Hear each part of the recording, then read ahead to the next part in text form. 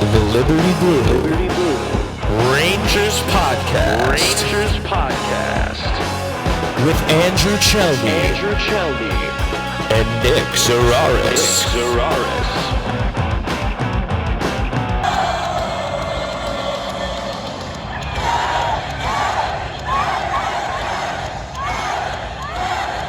Rangers fans, welcome to the best Rangers podcast in town. I'm Andrew Chelney alongside Nick Zararis, and we are Liberty Blue. We scream about the Rangers so that you can save your voice. That's how deeply we care about you, and we appreciate that you've joined us for the ride. This is episode 35, live on Twitch, Twitter, and YouTube. Pre-recording just a little bit earlier on Monday, so hopefully Christopher doesn't get any silly ideas between now and when this goes live later in the day. We'll put the full video up on our YouTube, Liberty Blue Podcast, and the audio version will be available as a wherever you get your podcast as well, whether it be Apple Music, Spotify, or wherever it should be there. Give the show that illustrious 5-star review on Apple Podcasts and Spotify. It helps the show more than you think it does. At Liberty Blue Pod on Twitter and Instagram. I am at Chelney Andrew, CHELNEY Andrew, alongside Nick Zararis, Nick Zararis. Those are our personal Twitter handles to follow as well. Nick, well, the Rangers won 5 in a row, and they got some new toys in the lineup. How about that? Hey, man, it's very nice when... So at least we know the GM and coach were not just completely oblivious. They were just kind of waiting for the right moment to address the very obvious needs. I mean, we've spent the better part of the entire season saying they need one more top six forward and they need a better sixth defenseman. They did both of those things. They did it at a reasonable cost. A late first-round pick, a third-round pick, a player who's not going to be on your team anymore in Sammy Blais, who was struggling to stay in the lineup, and a prospect in Hunter Skinner, who might be an NHL guy, but he's more likely an AHL guy. The Rangers did well here. They didn't give up a ton. They addressed 2 positions of need in one trade. You could still argue they maybe need to add one more forward to this group, and then you're really set. But I'm pretty content. I'm very happy it's not Patrick Kane. I'm very glad they didn't give up a ton for a Timo Meier type, where it would have been great to have him for one playoff run. But beyond that, you wouldn't have been able to afford him, or you would have had to get rid of good guys to keep him beyond this season. So this is about as good as it's going to get for the situation the Rangers were in. I love this move for the Rangers. I think this is great because you give up a first round pick, and it's going to be whichever one is worse between theirs or Dallas's. So that's going to be a late first round pick as is. A conditional fourth, Hunter Skinner, who's 21 years old and couldn't even play in the AHL, had to be sent down to the ECHL. So I kind of don't know what his NHL perspective is going to be. But if you're 21 and you can't hang in the A, then it doesn't look like that's going to be a long NHL career. I mean, hopefully I'm wrong. Hopefully Hunter Skinner goes on and has a great career. But as it stands right now, doesn't look like there's a great prognosis for him as an NHLer. So with that in mind, you give up things that you don't really need, and you get 2 pieces that you've desperately needed. Right, you get Niko Mikkola, who did not have a tremendous first game against the Kraken, but I was there, and let me tell you something: 2 of the 3 penalties that was called against him were complete nonsense. So I would take that with a grain of salt, but he is worlds better than Ben Harpur. Not saying a whole lot because Ben Harpur is not an NHLer, so actually playing an NHLer with Braden Schneider should help out tremendously. And Vitali Tarasenko, who scored in his debut against Seattle. Panarin loves the guy. This is somebody that makes the Rangers so much more dangerous. On paper, on the ice, now you have another weapon to be worried about if you're playing this team. When before the Tarasenko trade, you would have, Gaudreau and VC and those guys on the top line, and you can kind of, okay, well, we have to worry about Panarin, have to worry about Zibanejad. We don't really have to worry about whoever's on the right side of those guys. Now you do.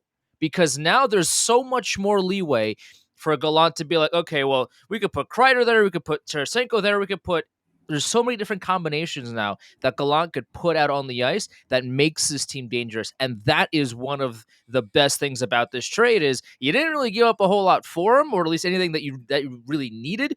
Like Brendan Hoffman, still a Ranger. Like there's a lot of names that were rumored to be moved, or maybe for Timo Meier or for somebody else. They all stayed, and the Rangers got what they wanted, what they needed, and they didn't give up a whole lot to get them. A+. Yeah, another part of this that's interesting now is for 2 deadlines in a row now, we have seen the Rangers prioritize a shoot first volume guy. Last year was Vetrano, whose only role when he was on the ice was shoot the puck whenever you have it. And that's what Tarasenko's role is going to be here. Let it rip. He's not the player he was a couple of years ago. He's not going to be a 40 goal guy. He doesn't drive offense on his own. But as a pure volume shooter, there are a lot of guys you could have done worse in acquiring than Tarasenko, whose only job is going to be shooting. Whether he's with Spinajad, whether he's with Panarin, however they will end up shaking these lines out, maybe they go out and get somebody else to be that other top six wing. That would require a little bit more money, probably. But this deal makes the team better as a whole. Because I said it last week, the day they traded for him. This makes the rest of your lineup better because you can play Gaudreau and Vesey further down in your lineup, which makes those lines better.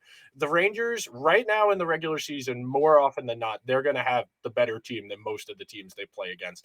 And then when it comes to the playoffs, then you start worrying about the margins, and that's where having that depth of having a Vesey on your third line, a Gaudreau on your fourth line versus in your top six is going to make a world of difference. That's one of the things that I really like about this trade is it's deepening the lineup and making the whole team better. And it made the third pair better too, which the third pair hung on for dear life a lot of December and January while the Rangers have been on this nice heater. I think they're like 24-4 or something like that since early December. A lot of that was 950 save percentage with the third pair on the ice. Like, yeah, they don't give up a ton of quality chances, but they give up a ton of total chances. Now you can kind of settle that down a little bit, and you can really start to see what this team could be.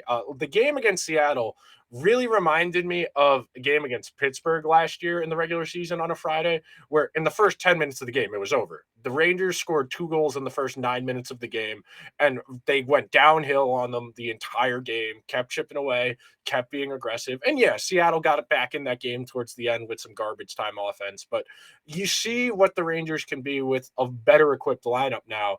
And you start to see the picture come a little more into focus of what they can be. And just for argument's sake, I mean, they're only 6 back of Carolina with 29 games to go.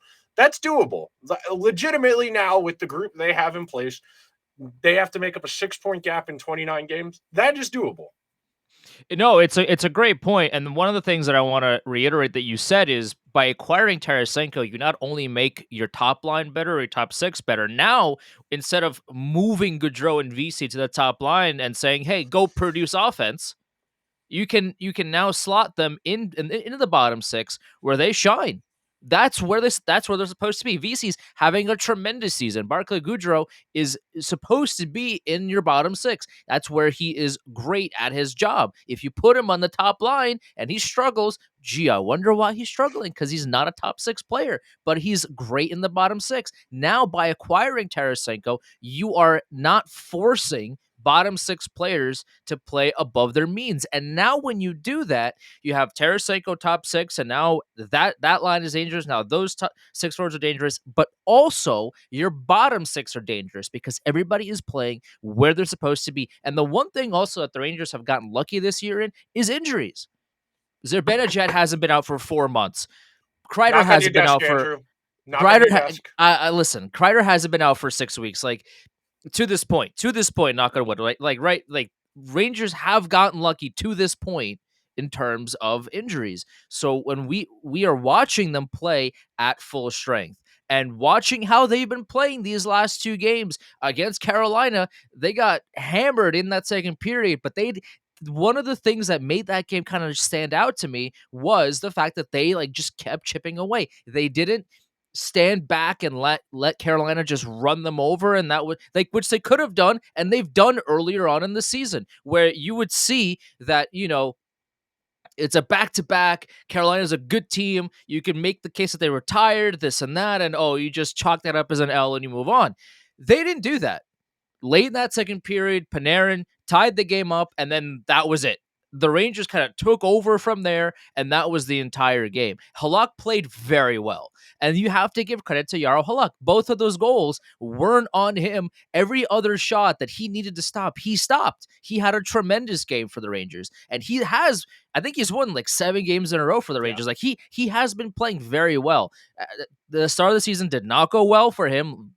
We talked about that, but now he's really solidified himself as the backup for this team. And the Rangers really, they did not give up. And that is one of the prime highlights of that whole game. Yeah, Panarin had 4 goals and that was great and all these things, but the Rangers continued to play their game and they played it well. They didn't give up and then they won that game. And that's one of the key things to look out for moving forward, going into deep February and March and all these things, is how are the Rangers facing adversity and how are they fighting against it? They saw it, they had it against Carolina, and they fought it and they won, and that's good. It's not just winning, it's how you win. Because the way we have kind of generally looked at this is this translatable? Is what you're doing every game, can you carry something over from that and keep building something on it consistently? Can you keep building these good habits over the course of a season? And you saw Panarin jokingly say after the game against Carolina, or I forget if it was against Carolina or Seattle, where they were like, yeah, they kind of got back in the game there at the end. Well, he's like, that's how we are. We're the Rangers. It was against It's never Seattle, easy. yeah. Yeah, it's never easy. Well, I mean, yes, but at the same time, like, could we not? Could we just put the game That'd be away? great. Can we just put the game away as opposed to making everybody pucker a little bit there towards the end? The game against Calgary, letting them get that extra goal towards the end, where you kind of had to, okay, this game isn't over. We're not just going to wait for Igor to shoot on the empty net kind of deal.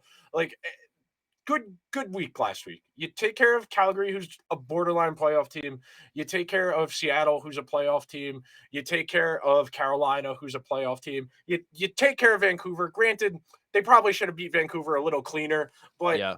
you win your games. At the end, you keep winning. There's not a lot to complain about. Sure, there are little things you'd like to clean up. That's the thing here. It's not just about winning. It's cleaning up the mistakes, building on good habits, and trying to find something to really get into a good groove here in the second half. And that's another part of the trade that I think we should mention here is they did this nice and early, so they've got plenty of time to figure out who they want to play Tarasenko with down the stretch. I do think that's an underrated aspect of getting this done a month ahead of the deadline is now they've got a good 3 weeks to know if we want to play Tarasenko with Zibanejad, with Trocheck, with Panarin, without Panarin, with Kreider, whatever. And then you can kind of say, hey, maybe we need one more forward in here come deadline day, and they'll have a little bit more cap space come deadline day because of the salary accrual of only carrying 22 players. But for all intents and purposes, that's about as good a week as you're going to have in the NHL. I mean, when you win every game, it's tough to say otherwise. One of the things that also to keep in mind when you trade for a player like Tarasenko early, I understand the thought process of waiting till the deadline because you accrue more cap and all these things. But one of the things that can go wrong by waiting, that the player that you want sometimes gets injured. If Tarasenko continued to play in St. Louis and then in 2 weeks he gets hit along the boards or whatever in a play that would have happened in St. Louis or wouldn't have happened in New York, and then he gets injured. Well, now what do you do, right? When you trade for a player early, sometimes you unknowingly mitigate that kind of issue from happening. So the Rangers, as you mentioned, they did this early just to see, okay, we have Tarasenko, we have Mikkola. What else do we need in order to make this run go all the way? Because right now, and we texted a little bit back and forth early in the week, and this is going to be difficult. I'm not saying this is going to be easy. I don't have any genius solutions to this. The Rangers do still have another first round pick to use this season. Do they trade it? What do they use it for? Because if the thought process is that this is our window right now and we have to go all in, or at least as all in as we feel like we can go, do we then move that first round pick? But you still have to make the cap work. You have to make all these things work. And that's really very, very complicated when you have all these RFAs and not a whole lot of cap space to work with unless you move some money out. So it all depends on how risky and how frisky Christopher Drury wants to be. Because if he really wants to roll the dice and he could get spicy and he could do all these things, or he can see this lineup and go, okay, well, we have this team. Maybe a depth forward, maybe Tyler Mott returns, because that's been rumored for months and months now. What if Tyler Mott comes back and is that the roster that we want? Is that the group that wins the cup? Maybe Drury goes, we need somebody better than that. And he goes and he trades that first round pick for somebody 50% retained, and he gets a third team involved, and he wants to get all these, he wants to be weird with it. And it's really right now all it comes down to is what Chris Drury sees in this team and how weird he wants to get at the deadline. I think that first round pick is going to end up getting saved, and I think you're going to see if they make another trade, it's going to be trading Kravtsov for a mid-round pick and then using that mid-round pick for whatever forward defenseman, whatever you're thinking. Because they only have Colorado's second this year because they traded their second this year, last year, and I don't think there's a world in which they trade that other one unless something weird comes available that they weren't expecting. Because, like you said, they would have to get a third team involved to add anybody with substantial salary. Like, even if you were to add somebody who's making $5 million a year, they're only going to have about $1.5 million, $1.3 million of cap space left on deadline day based on the roster they're carrying right now. So they definitely would need a third team involved, which is, I don't know if anybody making that much money would be worth trading a first round pick for that you wouldn't be able to keep beyond this year. So I don't see that. But like we were saying during the week, I think Kravtsov is almost certainly getting traded. Well, he asked for a trade earlier today. Reportedly, SNY put that out there that Kravtsov is asking for a trade. Yeah, and I can't blame him. I cannot blame him. Yeah, no, well, don't worry. We'll do picking nits and we'll get our 30 seconds each to talk about this. But for the most part, a good week. One point I wanted to make on this before we talk a little bit more about the games from last week and then kind of move along here. They still haven't exactly found what their identity is. I think you saw glimmers of it this past week because they actually had quality forwards to play with each other. I think I got annoyed when Gallant juggled the lines 10 minutes into the Carolina game, even though they were playing relatively fine. I know they were losing at that point in the game, but to just juggle the lines for no real reason, it worked, granted, but for the love of God, man, let these guys play with each other and figure it out. They have one line combination with more than 150 minutes at 5-on-5 this year. We are in February. I do not understand why he cannot find a top 9 that he likes. The fourth line, I understand they've had like 8 different guys for those 3 spots, so it's constantly rotating. That makes sense. But for the love of God, man, keep the lines consistent. None of these guys have a feel for playing with each other. I'm glad that they've settled on keeping the kid line together. That works. Now it's a matter of figuring out what you want to do with Kreider, Tarasenko, Panarin, Zibanejad, and Trocheck. That's really all the next month is going to be about, is figuring what configuration of those guys you like with each other. If you want to play VZ with them, if you want to play Gaudreau with one of them, whatever you want to do. I know I was reading in Staples' column this morning that they want to play Gaudreau on the wing, not at center. For whatever reason, they're going to play. They like playing Leschyshyn at center and having Gaudreau where they can play him anywhere.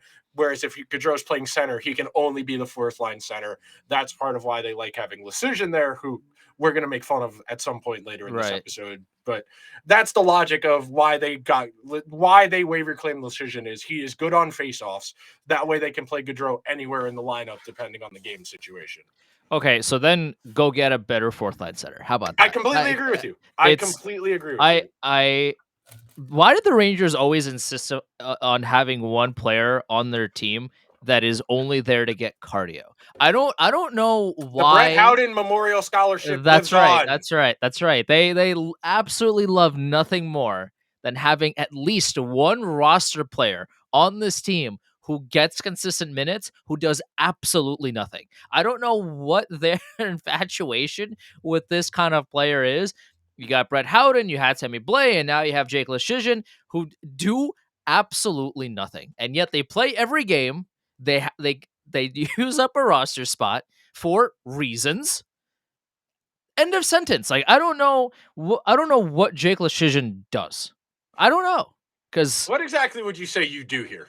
I don't know what he's here for. Like if his whole thing is he's gonna get 70 minutes of ice time and maybe win a faceoff, okay, but like there's more to hockey than winning faceoffs. Yes, like See, I don't. my ideal solution to this problem would be he becomes the 13th forward. They trade for another wing, and Yeah. Gaudreau just is the fourth line center. I think everybody's in agreement that would be the optimal deployment. There are no viable defenses of having Leschyshyn in the lineup beyond the GM and the coach think he should be in the lineup, and that's the blanket appeal to authority, whatever you want to call it. That's the only reason Leschyshyn's in the lineup. They like him better. That's really it. There is no hockey reason.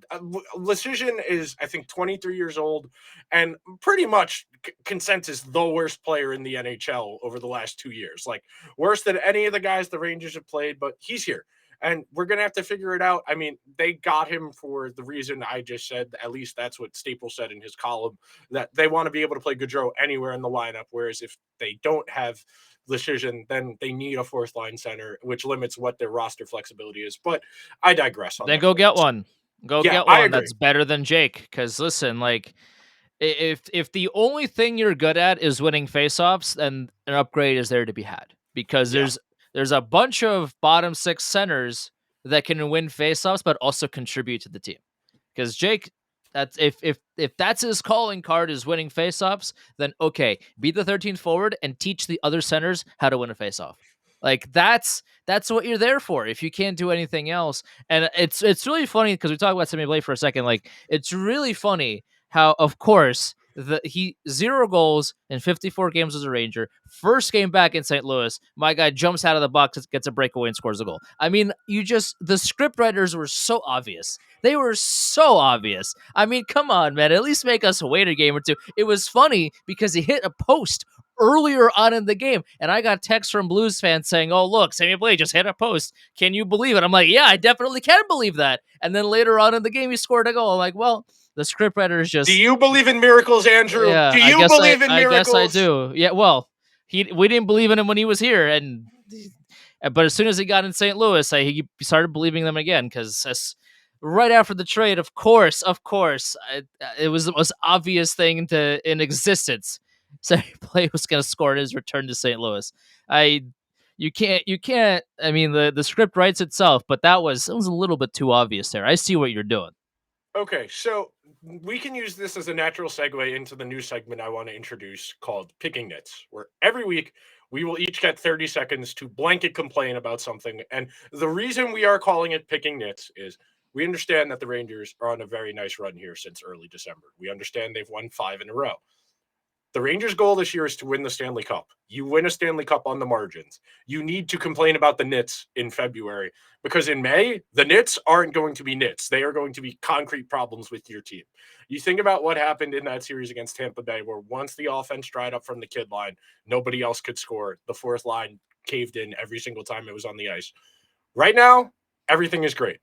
3 months from now, you're playing a Boston, you're playing a Tampa, probably not.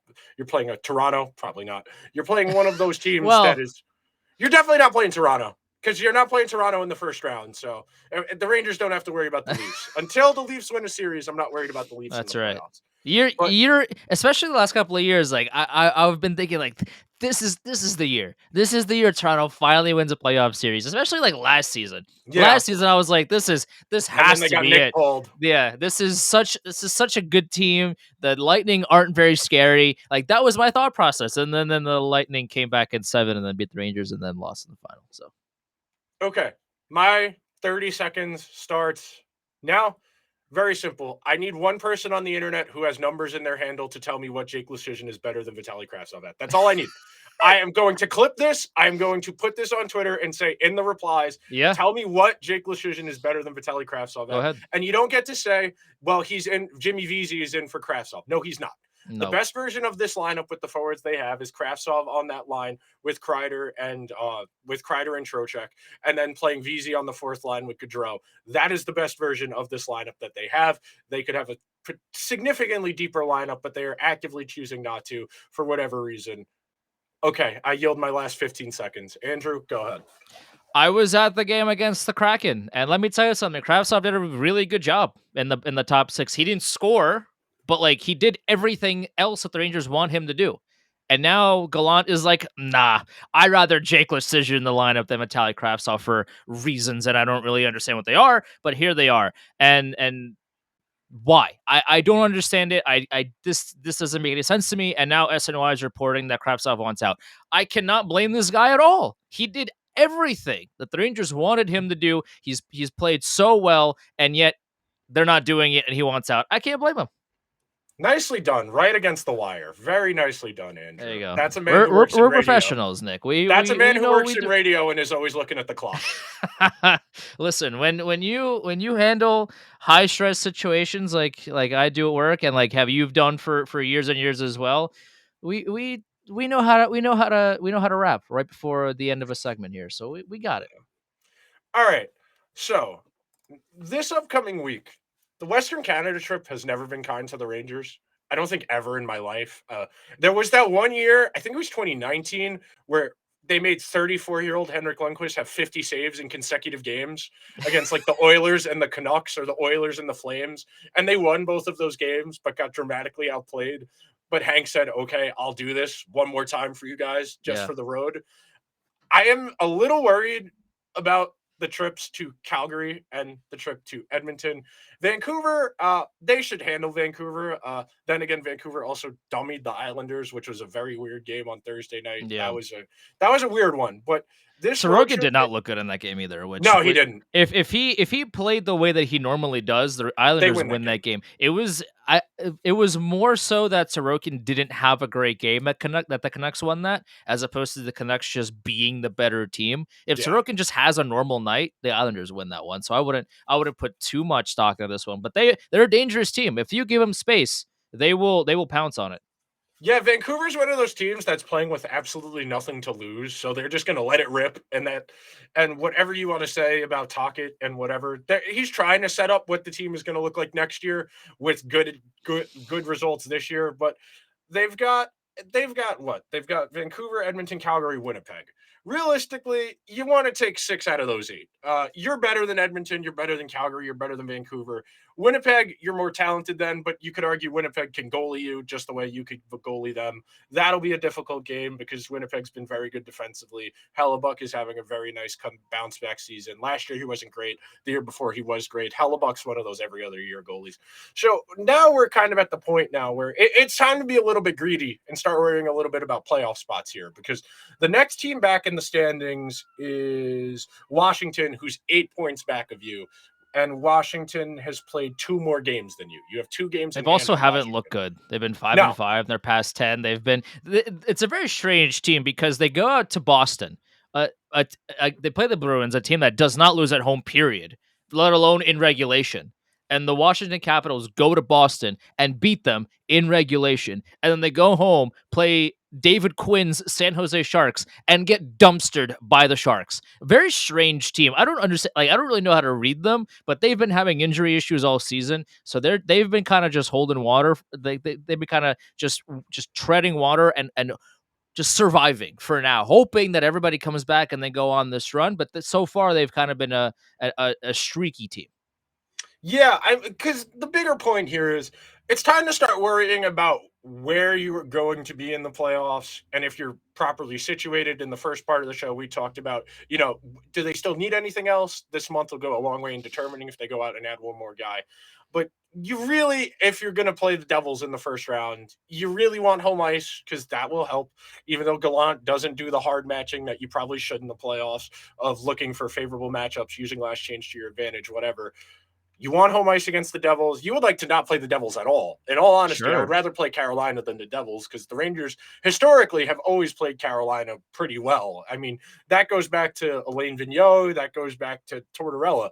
The Rangers always have historically played the Hurricanes pretty well because of the style the Hurricanes play. They're a volume team, and the Rangers are pretty well adapted to play against a volume team because the Rangers' best guys can say, okay, we're better than you. And that's typically what ends up happening when they play Carolina.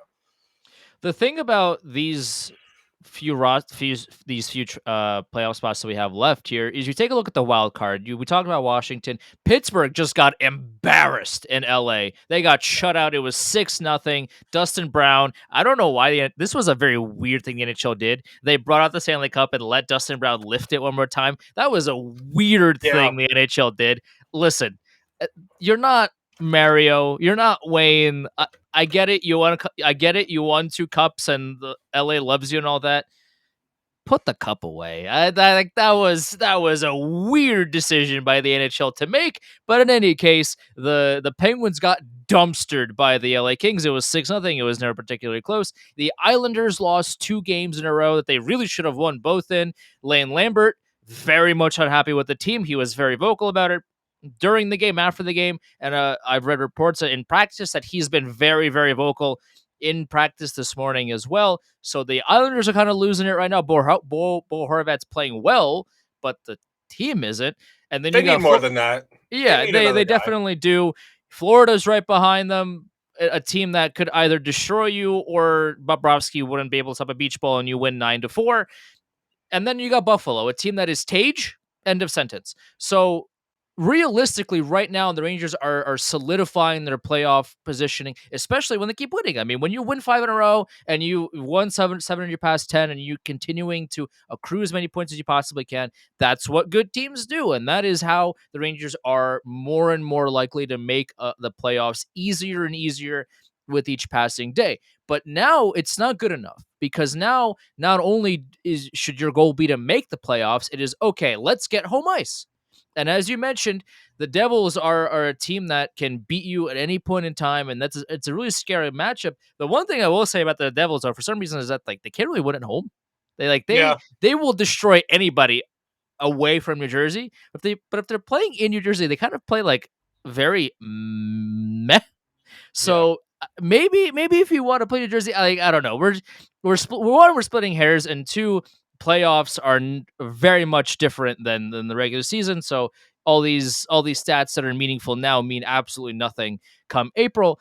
But the Rangers are solidifying their spot in the playoffs, in the dance, with each passing day. Now it's just a matter of, okay, we have to keep winning so that we can position ourselves to potentially get home ice advantage, and also play somebody in the first round that we know we can beat, so that we don't have to sweat and panic in a 7-game slog of a series just to move on and play somebody else in the round 2. The Rangers did that a lot of times during the Lundqvist era, where they would get to the first round and then just play a 7-game slog.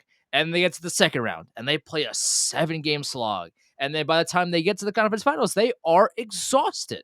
They need to be able to close that series better and faster. And the more you win, the higher chance you're likely to do that. Yeah, no, that's the thing here. This is entirely being greedy. This is entirely splitting hairs. This is entirely nitpicking. But ideally, if you could play Washington or Pittsburgh or the Islanders or the Panthers or the Sabres in the first round, you would much rather do that than playing the Devils. Just simply put, you much rather would do that. It's a more favorable matchup. Okay, we'll do 3 stars. We'll talk about the games this week, and then we'll get out of here. The 3 stars this week, I went a little bit off the board with one of mine, but Andrew's got the 3 conventional ones you would expect. So I'll let you go first, Andrew. Filip Chytil, I mean, he's been great. He's had a couple of timely goals. He's looked really good on the ice. Eye test, analytics, you name it. Filip Chytil has been a very good player for the Rangers this week. Panarin, 4 goals. Kind of tough for me to not put him in there. I mean, Panarin was essentially the reason the Rangers won that game. And when you score 4 of the 6 goals and you look as good as you do, you get a star. And also, he looked good with Tarasenko, who's my other star of the week. Tarasenko scored like 3 minutes into his debut against Seattle. I had front row seats to that game. That was a very fun experience to be a part of. And seeing that go live and seeing how the Garden reacted to Tarasenko. And he seems to love it here. The fans seem to love it here. And so far, the Panarin-Tarasenko duo have worked out well. So those are my 3 stars. Yeah, I've got Chytil for the same exact reason. He's just letting it rip. He's not hesitating. He's not deferring. The puck's on his stick in a shooting position. He's going to let it rip. Sammy Blais, greatest contribution to the Rangers, was getting traded last week. We hardly knew you. We greatly appreciate you for your service. Yeah. We thank you for Tarasenko and Mikkola. Best of luck in St. Louis. very, very glad. One less thing to complain about. Sure. And lastly, I'm going with Zibanejad. Had a 5-goal week last week. Consistently, man, Zibanejad's potting 2 or 3 goals pretty much every single week of the entire season. You do that for 6 months, you're going to end up with 40, 45 goals. That's pretty good. I mean, there was a point in time where the Rangers couldn't get 60 points out of their leading goal scorer. Like the year they went to the conference finals and they won the President's Trophy, their leading point getter was 67. That was Zuccarello. The year they went to the Cup final against LA, I think it was 63, and it was Richards and Zuccarello tied. So we've come a long way from the Rangers trying to piecemeal their offense together through a depth means. Whereas now you've got legitimately 4 or 5 guys who can all flirt with 70 to 80 points. It's a lot of fun to watch. It's definitely when you have more pieces of your offense for other teams to worry about, that inherently makes you a much more dangerous team, because teams cannot cheat to one player and kind of sag off everybody else because those other players aren't as good, so they're not big threats to score or produce anything offensively. When you have, especially on the power play now with Tarasenko, and now you can move things around, when you have a lot of different pieces on the ice at the same time that are equally as dangerous to score, other teams have to panic, because now they have to be on top of every single player on the ice at all times, and that's a lot more draining than only needing to worry about one or two or maybe even three players on the ice at a given time. When you have 5 players that are all capable of scoring goals and providing that crisp pass or that move that creates space for themselves, that's a dangerous lineup to play against. And when you have a team right now like the Rangers that are primed, hopefully, I would think so, for at least a decent run in the playoffs, this is a scary team to play against when you have so many offensive pieces and even pieces on the blue line with Adam Fox and Keandre Miller and occasionally Trouba when he decides to do things that are positive offensively. This is a scary team to face off against. In the scouting report, you go, okay, we have this player and that player and this player and also that player, but also this player and this one and this one and this one to all worry about. That's scary. When you have to defend all of these names at the same time, teams are worried about that. All right, last thing I want to get in before we get out of here. Very glad they got Lafreniere going. It took him a while. Granted, you can argue the merits of some of the arguments that the team had about what they were doing with him, but it's good they've got him going. They need 3 lines that are able to contribute offensively if they are going to go as far as they would like to go this year. And finding a way to get him, Kakko, and Hedl all going at the same time, imperative to any success they're going to have this year. You cannot go deep in the playoffs with offense from less than 3 lines. It's that simple. You need at least 2 to get to that second round. You need 3 at least to get to that conference final. And it's really important that now that they've got that going, do not break it up just to try and get other lines going. You're trying to get all 3 things going at one time. You're trying to spin 3 plates at once. Just because you got one going now, don't take that plate off to start the other one spinning again. It's really important now that they keep the lines consistent and they find a way to make it work. They know what works to some degree. Now it's a matter of maximizing what you have. The thing about the Tarasenko trade as well, really quickly, is that by having him in the top 6, you no longer have to break up the kid line to get those players up in the top 6 to try to force some kind of offense. When you have the third line be the kid line, that for all intents and purposes, last few weeks have looked incredible. They've looked really solid on both ends of the ice. They're creating chances for themselves. They're not giving up a whole lot. This is a really solid line. When you have that line as your third line, that's really scary, because now your top 6 is solid. You can keep the kid line as is. You don't have to mix people around to force offense. You have that be your third line, and now you have people on the fourth line like Gaudreau and VC and those guys that are dangerous against other teams' fourth lines. This is hopefully, Gaudreau and VC stay on the fourth line because that's where they're best currently positioned to be. Having that as your fourth line, and hopefully they bring in a better center than Jake Lecision, and that could really round out the fourth line. That is one of the best fourth lines going on any team right now. They are dangerous on offense. They can actually do things, and they're not a liability defensively. That is a really solid fourth line to have on your team. So by having Tarasenko and by moving these things around, you don't have to force pieces where they don't need to be, and the whole puzzle piece in and of itself is starting to form, and you don't have to super glue pieces that don't belong in and jam it into one of the holes to try to make it work. You can just make it all seamless, and that is one of the beautiful things about this trade. Yeah, I'm very happy, man. I was a little worried going into the deadline they would do the easy thing, trade for Kane. And as you could tell by his comments, he thought he was getting traded to the Rangers. So I'm very glad they didn't take the easy decision. They made one that worked out a little bit better because they got a defenseman in the trade too.